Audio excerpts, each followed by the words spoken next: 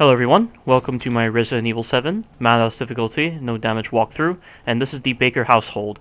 And we're going to be encountering Jack Baker, so the moment he touches the wall, quick turn. And now what you're going to have to do is go through this door over here, turn around, and get Jack to spot you. This is important. Because when Jack spots you, and you stand near the table, Jack will do the scripted animation where he'll slam the table, and you can get past him while he's doing it.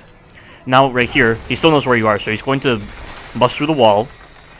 And now you're going to have to go through that same door again, but make sure you close it when you go through to stop Jack from getting to you. Now close this door here, and now you're going to have to go around this corner here. I recommend going further down this corner before picking up the key, because Jack can sometimes go around the corner, because he'll still kind of know where you are. But thankfully he didn't do that. And yeah, that's how you do that section very effectively. I don't know why a lot of people complain about Jack being ridiculously fast on Madhouse difficulty and broken, but clearly they're not doing it right. Did I struggle with Jack just then? No. The reason why I didn't struggle is because I actually looked at Resident Evil 7 the way it's supposed to be looked at, and actually studied. You know, with Mr. X, for instance, like Resident Evil 2 Remake, people love Mr. X, purely for the nostalgic factor, but gameplay-wise, he's trash. Mr. X is such an omniscient AI in Resident Evil 2 Remake. He knows exactly where you are. He, for some unknown reason, will still know where you are, even when you go into safe rooms. And you can walk behind him, and you're just trying to go away from him, but then randomly he'll turn around, as if he knows you're there. Like, every time I'm on the 3rd floor of the RPD, and I leave that clock tower area, if I walk, and I see Mr. X walking away from me, he just turns around. Doesn't make any sense. And then some of his hitboxes are really bad because the movement in Resident Evil 2 Remake gets you screwed all the time whenever your character pulls your flashlight out.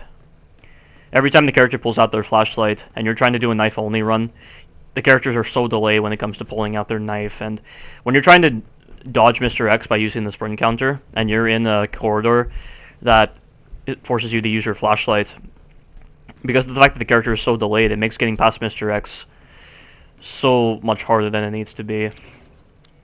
And if you don't get past Mr. X fast enough, it'll just go to a camera animation where he'll just throw you in front of him. And it's really, really frustrating. But with Jack Baker, I don't get any problems with Jack Baker. Jack works the way he should. He works as intended. There's not a single problem with him I can think of. And to further demonstrate Jack's proper behavior in Madhouse difficulty, the strategy I'm about to show you is incredibly reckless after I do the garage fight with Jack. Because normally, on Madhouse difficulty, if you get 3 antique coins, you can gain access to the Scorpion key, and that will allow you to skip Jack entirely. But I chose to do the very reckless strategy of going upstairs and collecting the dog head and other resources while Jack's lingering about, just to show that people don't know what they're talking about when they're saying Jack is bullcrap. And this is just the way of smiting those players when they just don't know what they're talking about when it comes to Resident Evil 7. I love this game, I really do. And I can't wait to do my video series of Resident Evil 7 versus Resident Evil 2 Remake when I finally compile it. Because I am going to talk about a lot. Not just with the mechanics, but also with other stuff like content, for instance. The content in Resident Evil 2 Remake is very, very lazy. The DLCs, it's literally just a copy of Fort Survivor. What does Resident Evil 7 have for DLCs? It has another hero DLC, a change to the gameplay style, reintroducing the action back into the game, and it made improvements to Resident Evil 4's flinch systems. The next piece of DLC, End of Zoe. It's a brawler DLC. You're playing as a guy who specializes in boxing and who was in the military. And the combat is so good in the End of Zoe DLC. And then we go on to the banned footage DLC. You have the Night Terror DLC, which is meant to be a mercenary / raid mode-esque mode. And it's a lot of fun. The Bedroom DLC, it harkens back to the puzzle-solving aspects of a Resident Evil game, and it's really fun. The 21 DLC, it's a card game, another change to the gameplay style. So many changes I've listed so far. Let's continue on from there. The Daughters DLC. It's literally just another way of telling the story, but you're playing as Zoe, and there's no combat. But it can be kind of fun to speedrun. And then you have Ethan Must Die, a mode that harkens to Souls-esque design, where it plays upon the people's opinions of the Souls games when they call it the most difficult series ever, where you die practically in one hit.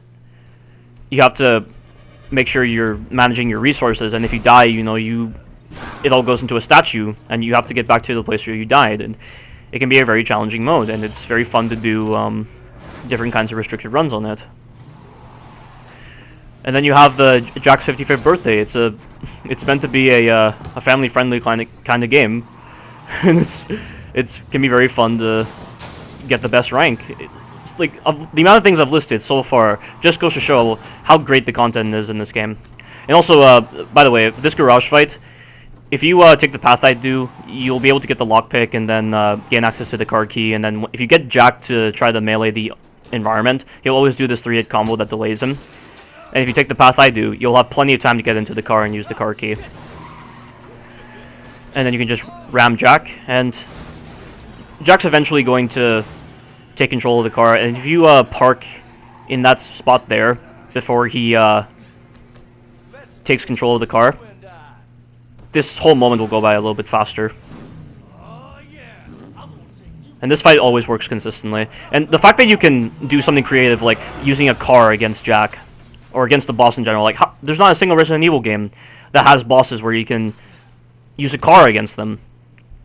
How cool is this? The only time you ever get this little change to the gameplay style, and it's a lot of fun. So now that Jack's been incapacitated, go ahead and grab the pistol underneath the car. And it's always important you make a enhanced handgun ammo, and also one first aid med, because there's some mandatory damage moments in this beginning.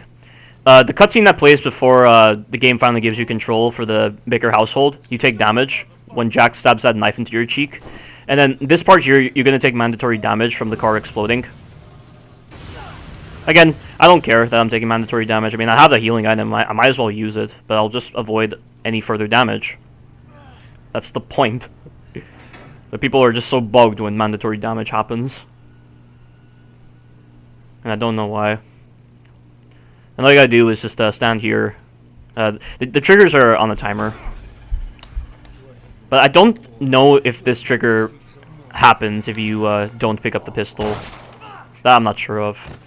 Not that it matters. I always get all the weapons in this game, because this game flows really well when you have all the weapons, because that's what it's designed for. And a lot of people might not like that. People in the Resident Evil community like doing knife-only runs, but while the concept of a knife-only run sounds very interesting, the way the developers oftentimes try to make knife-only runs possible in the Resident Evil games is to simplify the enemy design, where the enemies and the bosses don't exactly require a lot of effort to really handle them. And I'm not saying it's a bad thing that you can do knife-only runs. It can be very fun, but when you're comparing enemy design between two games, the one that involves, using all the weapons, that's really where a lot of the more interesting enemy design is. And not only that, but when you make it so that you have to account for all the weapons, it allows certain sections to exist where you can't just simply knife a boss or an enemy. Like, for instance, there's a sequence coming up in Marguerite's house where you fall through the floor and Marguerite is attacking you and you can't knife her. You have to shoot her. Either that or you can just wait it out and it just looks stupid. That's why I never do that knife only. I mean, it is possible to do that knife only if you just wait for Marguerite to fall, but it just looks dumb, and I never try to do it. I always treat it as if you can't do that knife only. Yeah. So what I'm doing right now, I'm getting the dog heads early. Normally what I do is I grab the scorpion key immediately and just go through the door, and Jack's never a problem. But like I said, I wanted to do this very reckless strategy of getting the dog heads early while Jack is still about, to show that the people who complain about Jack Baker don't know what they're talking about. So when you go upstairs, Jack's always going to be near the grandmother's room. So he's going to be through this door on the left, but we're going to completely ignore it. And you might be wondering why I'm collecting healing items. I just do this out of habit. I just I like healing myself in this game. I like watching the healing animation. I just like picking up objects. There's something always satisfying about being able to pick up objects in survival horror games. It's one of the main reasons why I dislike classic difficulty in The Evil Within 2. It's because they remove a lot of the things you can pick up, like green gel and weapon parts, and there's something satisfying when you're constantly picking up objects. So the dog head is in this room here. Jack's on the other side of the building, so he's not in here yet, and then the dog head is over here. And thankfully, the audio on this game is designed really well.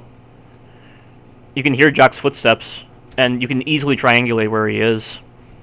It's really, really useful. Whereas with Mr. X, it's so hard to tell if he's above you or below you, and at times his audio can be very dishonest.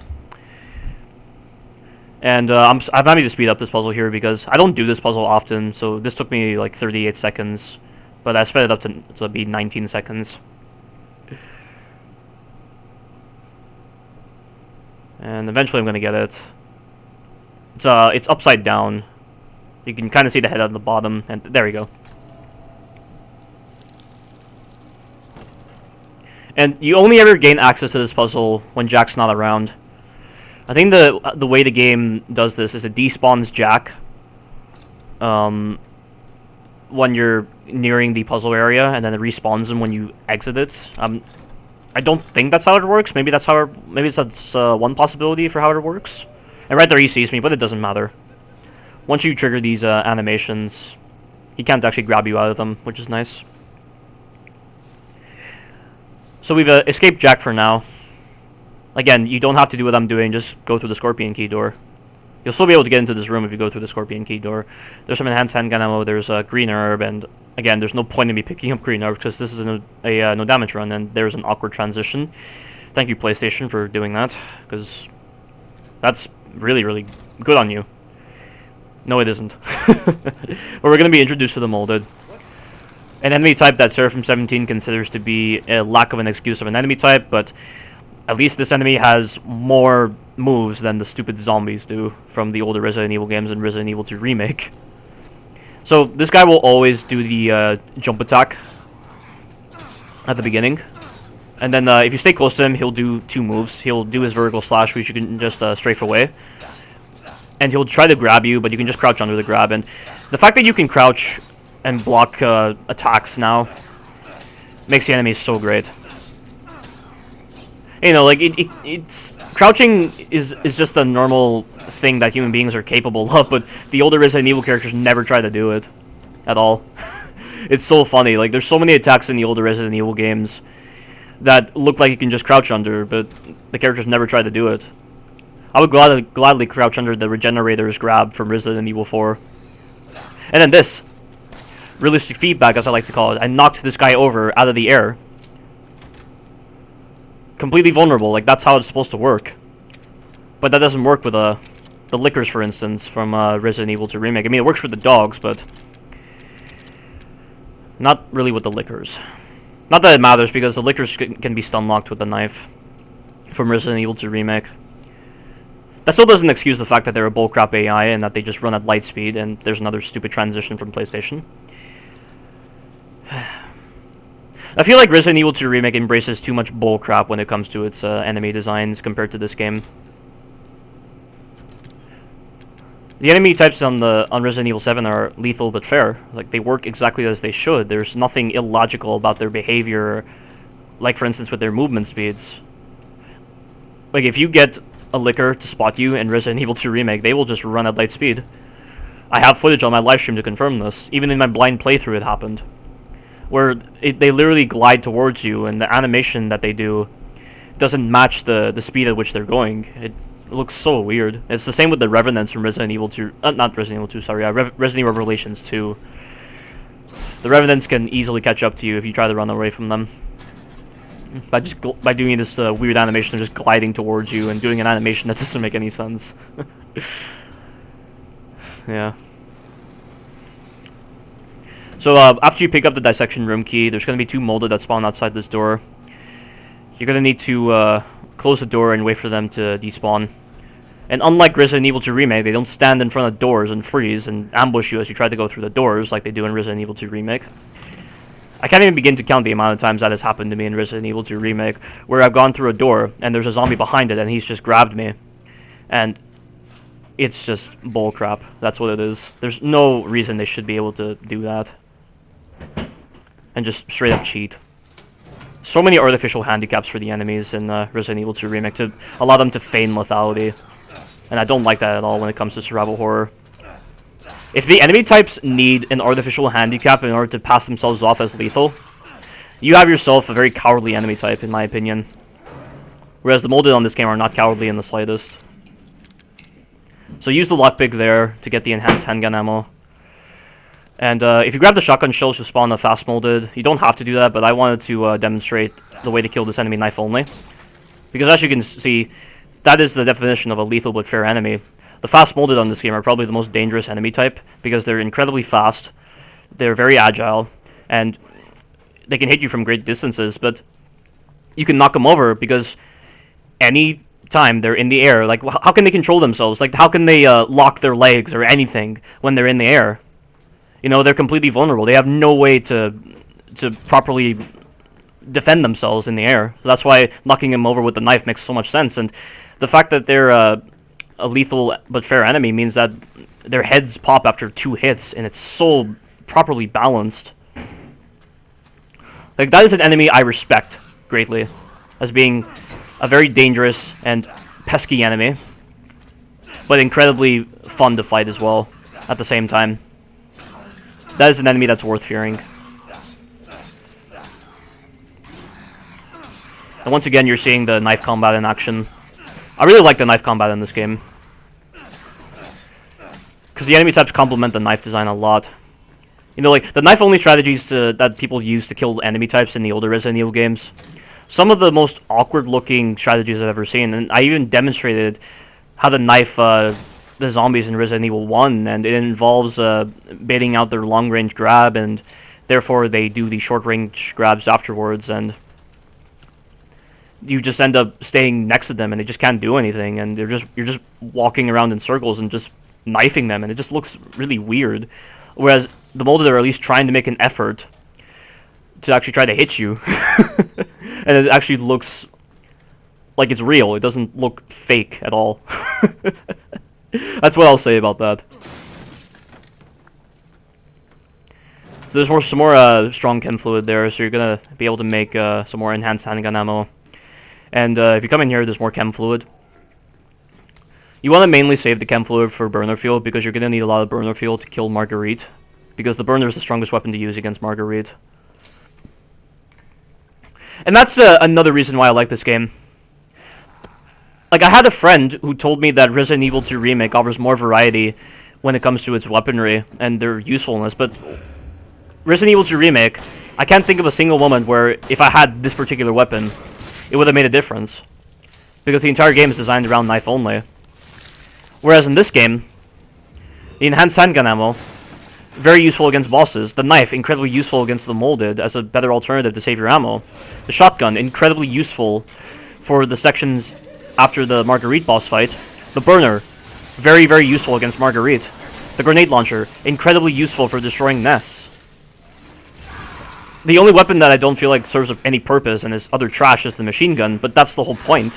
The machine guns are supposed to be trash in survival horror games because they don't want you to spray the wind. If you could just spray the wind, well, where would the horror be in that? And in this moment right now, the chainsaw. The only time you ever get to use a chainsaw in this fight, and the only time you ever get to use a chainsaw in any Resident Evil game. The ability to use a weapon of horror to deal with a boss, I cannot think of anything more interesting than that in a survival horror game. The fact that you use a weapon of horror, a weapon that is oftentimes associated with serial killers and crazy hillbillies, this and that, you're using it against the boss. It's so cool. Like, the other Resident Evil characters may have dealt with chainsaw men and had no troubles against them, but they've never wielded a weapon like this. It's so cool. I honestly wish this was an unlockable weapon, like a New Game Plus item, because I would gladly use this. I would gladly do a chainsaw only run of this game. And then this boss fight is so much fun. The moves that Jack Baker does complement the dodge design. You know, his 3-hit combo, you can crouch under it on the second hit and the third hit. He has the running attack, which you can just crouch under as well. It's not only about crouching though, you gotta move in a particular direction while crouching in order to actually avoid certain attacks. And I'm glad it's like that, because if you could just crouch by just standing still, it wouldn't exactly be a strategic Resident Evil game. And then that quote there, "Do me a favor and stay dead." One of my favorite quotes from Ethan Winters. The legendary Ethan Winters. The biggest underdog of the Resident Evil series, who is hated by many. Even my friends hate him. Can you believe it? People have got to have more respect for the underdog, you know that? They put too much respect for the more popular characters, but when you get this new character, people at first will just hate them, but eventually they'll just grow up to them, but not with Ethan Winters for some reason. And this guy deserves all of my praise. He's a legend. He's a bigger legend than any of the other Resident Evil characters, in my opinion. Because he has no fighting experience! He fights like a normal human being! Like, he has balls. He has balls, let me tell you. This guy is a god, let me tell you that. So after that whole encounter with Jack, I'm going to put away everything except for the knife and the scorpion key. Because we're going to be using the scorpion key to gain access to the broken shotgun. Only, I'm not going to repair the broken shotgun, because the broken shotgun, when you use the repair kit on it, it turns into the double-barreled shotgun, and the double-barreled shotgun is the most powerful shotgun. But I decided to use the pump-action shotgun instead, even though it's not as strong as the double-barreled shotgun. Because I haven't used it in a while, and I like to use it again. Because the fact that you have to pump the shotgun means that your fire rate is going to be incredibly slow, and I feel like that's going to add a lot more challenge. Which I'll definitely demonstrate. So here's the room you can use the scorpion key on. There's the broken shotgun. There's the loot is random when you're trying to get loot from the shelves or from the crates. And look at this right now. This is another thing that bothers me when people judge this game. People say this is the slowest Resident Evil game on the planet, but look at this. Look at the speed I'm going at. Look at the way I'm combining items. Look at the way I'm putting away items in the item box. The item boxes are so fast. The inventory is so fast. Your character feels very swift. Like, to balance out the fact that your character is a lot slower, they gave you the capabilities of dodging. I don't know how people judge this game, but they judge it based on the most superficial aspects ever. And that's unfortunately the state of the Resident Evil community. The Resident Evil community is just filled with people who judge the game too superficially. And they don't bother to look at the games at a deep enough level. The only time they ever look at the Resident Evil game deep enough is with the lore, but it's a game. You have to look at the gameplay mechanics if you want to have a deep understanding of the game. If this was a book or a movie, I could understand the lore being the deepest thing to look at, but this is a game. A game is all about playing it. That's the point. But enough about that. This is the end of the Baker household. We're going to be returning to the Baker household when we confront Lucas, but we're going to be encountering Marguerite in the next chapter, so stay tuned for that. And also, I'll be getting the pump-action shotgun in the next chapter since I didn't get it here. So I'll try my best not to forget. Thank you all for watching, and you take care now.